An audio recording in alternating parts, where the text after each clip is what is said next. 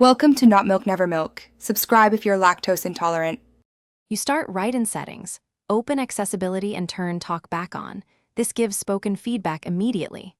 Once done, accept the permission dialog so Talkback can read notifications and interact with the screen. Make sure you run the built-in tutorial now because it teaches swipe and tap patterns you'll use throughout.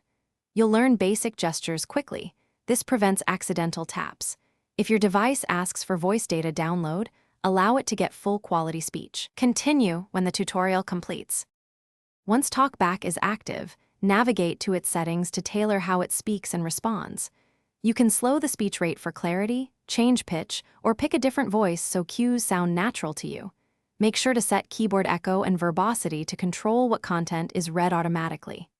Next, customize gestures.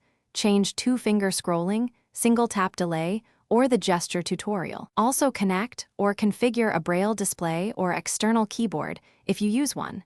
These options, you're almost done. Run the Talkback tutorial again and test reading messages, browsing, and typing to confirm settings match your needs.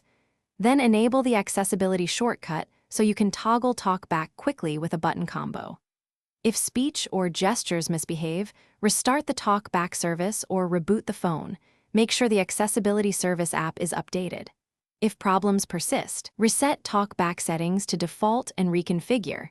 This often clears corrupted preferences without affecting other apps.